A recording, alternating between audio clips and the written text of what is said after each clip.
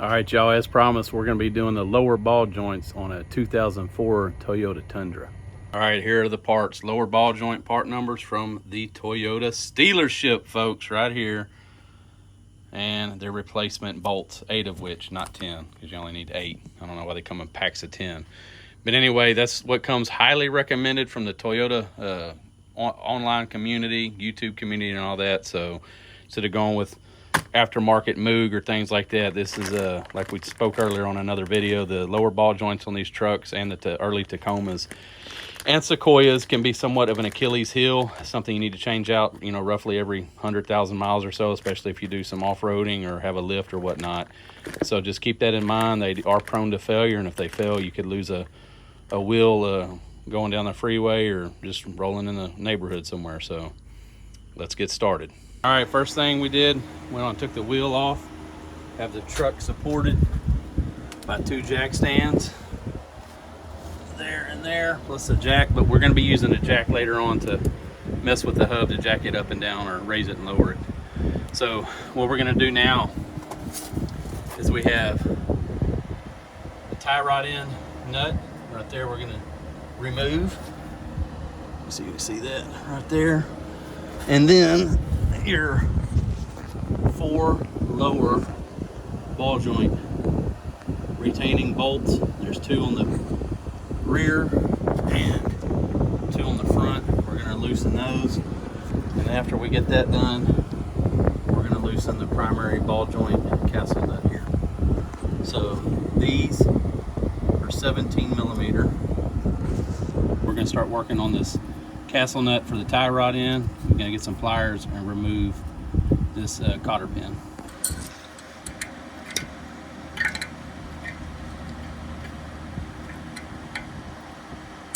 And this one's going to be hard because it's towards the inside.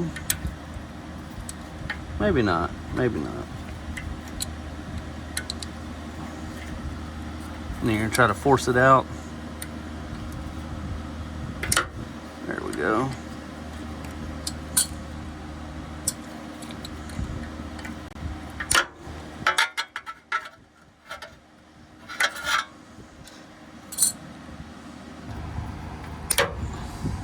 All right, we took our Impact, our Hercules Ultra, and we've loosened all 4 of these. These are 17 millimeter, like I said earlier.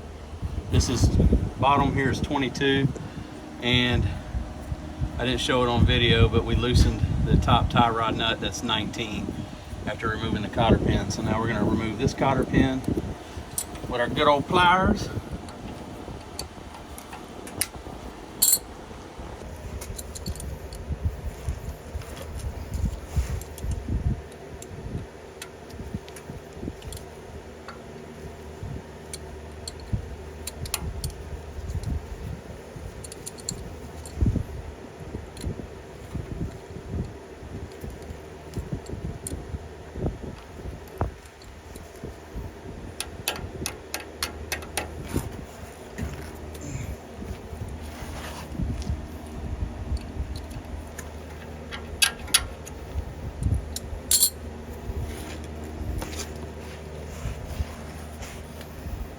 All right, cotter pin's out. Now we're gonna loosen the lower ball joint nut with a 22 millimeter.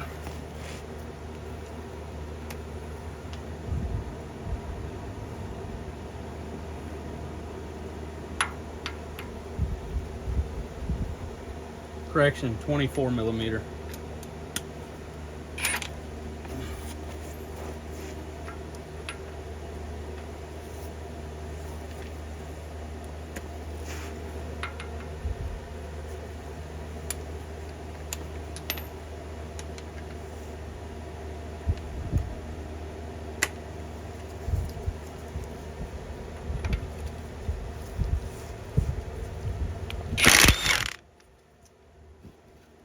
Go ahead and thread it on just to kind of hold it in place. Okay, now we're going to try to separate the tie rod end. All right, we rented this tool from AutoZone. It's technically called, I don't know if you can see the number, it's technically a ball joint separator, but I already did the other side and the tie rod was held to break loose.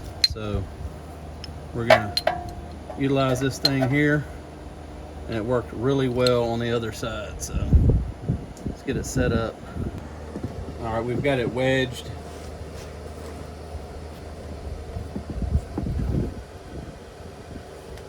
There we go. Between the ball joint eyelet that the tie rod goes through and the top of the ball joint stud. Now we're just gonna slowly begin tightening it.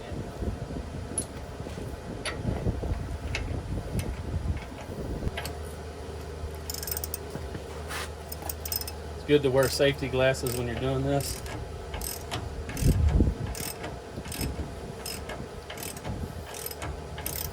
Because it is going to pop.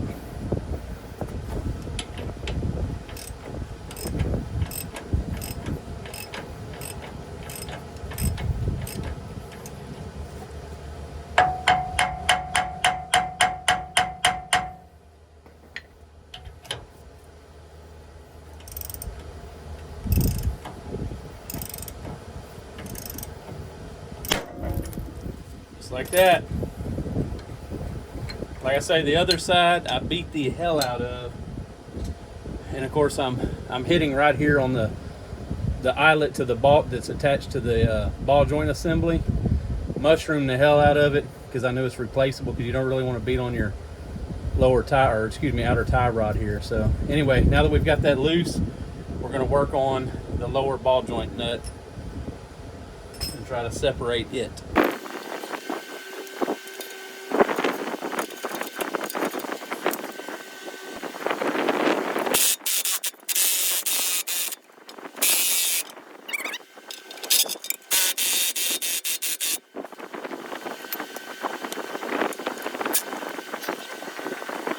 Alright, now that we have all 4 bolts out of the lower ball joint assembly, we can use the jack and raise the steering spindle up kind of out the way a little bit. And again, just make sure the truck is resting on some jack stands, at least 2 of them.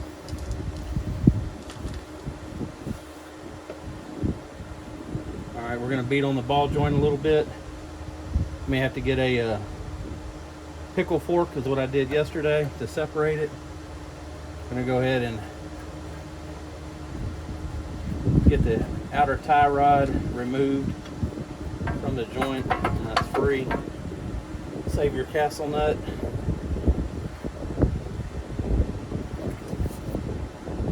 And now we're going to go ahead and get the pickle fork and separate it. This here is a pickle fork ball joint separating tool. Now, I don't recommend using these if you're trying to save your ball joint, because it's probably going to damage the boot. So you just stick that bad boy in now, and you're going to hammer away.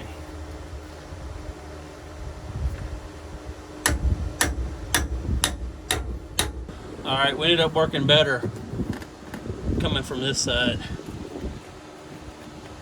I removed that, tore that rubber boot right here. Also, it comes with the factory Toyota ball joint. So, a lot better impact on this side. The other side, from the rear of the joint, is pretty much just kind of bouncing, so it wasn't getting a solid hit. So, here we just wiggle her out. There she is. So, what we're going to do now, we're going to clean all this up, this lower ball joint attachment point to the lower A-arm.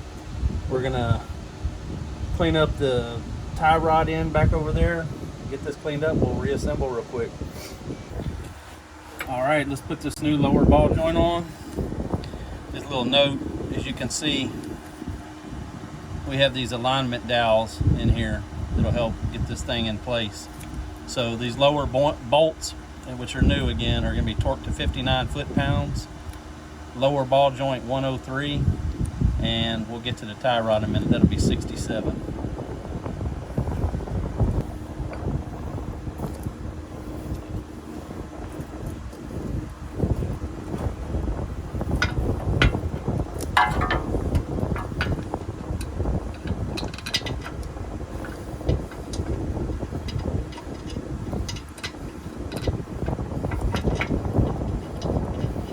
one started. And again, be careful on those alignment dowels that you don't sandwich them trying to over tighten this thing before it's ready.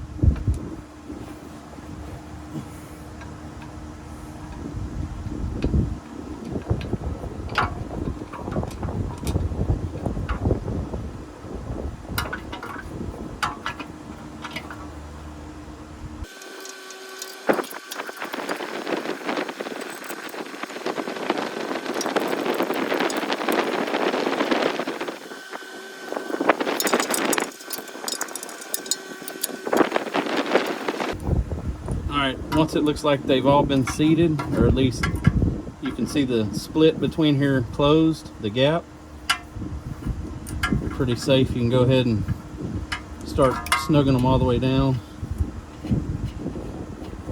I want to stress too, before I installed all this stuff, I cleaned up all these mounting surfaces because this is grimy and nasty in here, and any type of dirt or debris that could be in there could impact your torque spec and cause it to loosen up later on. All right, we have the torque wrench set to 59. And I lied to y'all, we need to hook up that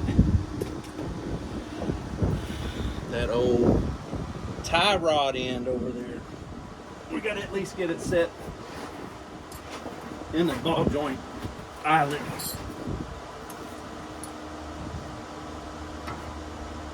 It'll keep it, help hold it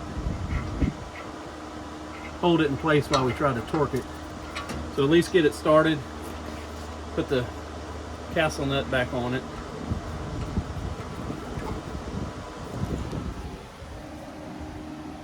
Get that set in place. All right, now that we have them snugged up pretty good, we're gonna get this lower ball joint lowered into the lower A-arm.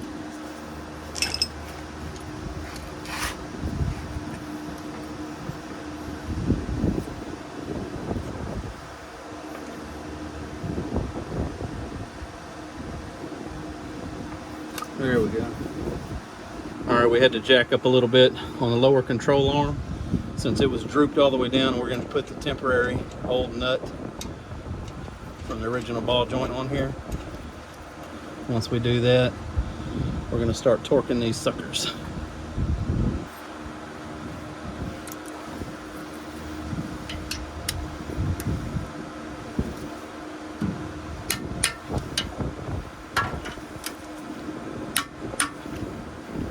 Go to the other side.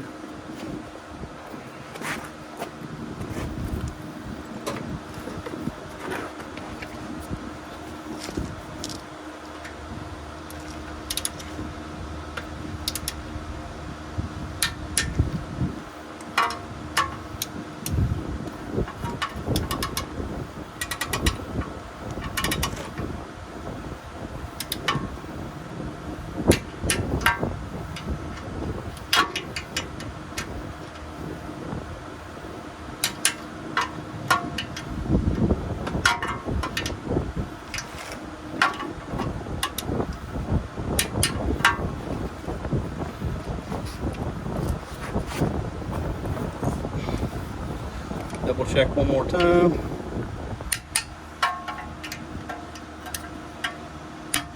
All right. Now we're going to take this old nut off and get the new one and get this one torqued. Hopefully y'all can see this, but with this lower A-arm at full droop, you can see why your lower ball joint with a high sprung suspension or a, what would you call it, a suspension spacer, really puts a bind on a lower ball joint on any vehicle. But again, when you have this Toyota that's already got kind of a weak ball joint system, a spacer lift, which this truck does have, just makes it that much worse. All right, we're going to jack up on the lower A-arm again, try to get a few more threads.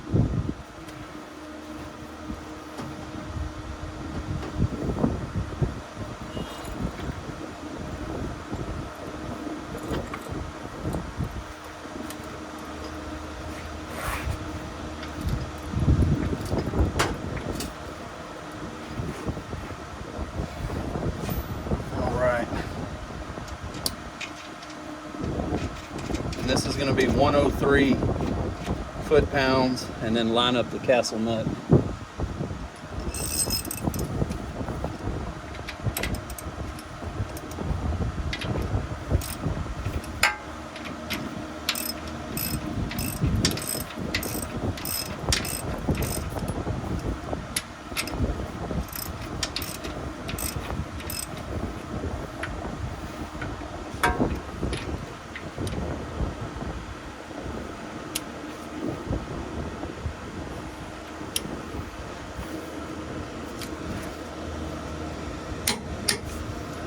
Hey. All right, the castle nut hole is not quite aligned. I started at 100, so let's go a little further. All right, now let's put in the cotter pin.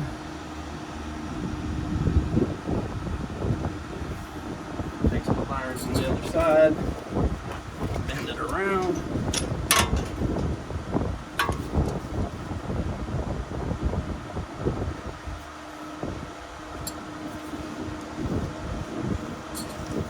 And then be professional.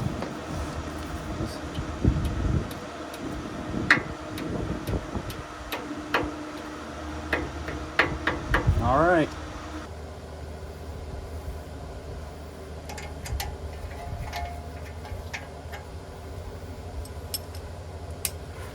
All right, 19 millimeter. Let's get this snugged up. It's going to be torqued to 67 foot-pounds.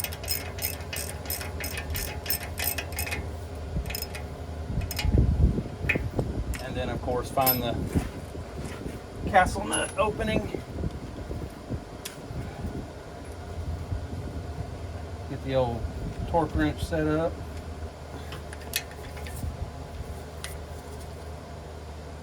Okay. And I believe we can get the cotter pin in now.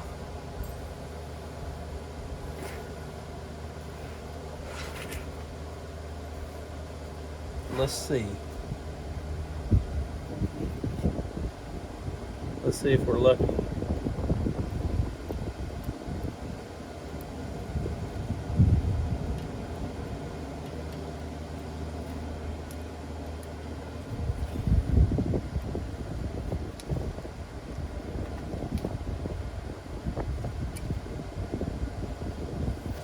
Well, for one, working with old cotter pins makes it a little bit more difficult anyway, so we got it finally in there.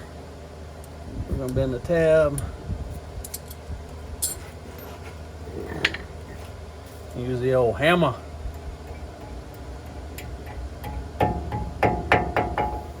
All right. Well, folks, that's it. We're gonna put the wheel on and give it a whirl. That's your lower ball joints. Next step, we're gonna be doing the uppers here and probably most likely removing this 2-inch spacer. Y'all, thanks for watching Texas Patriot Off-Road and Outdoors.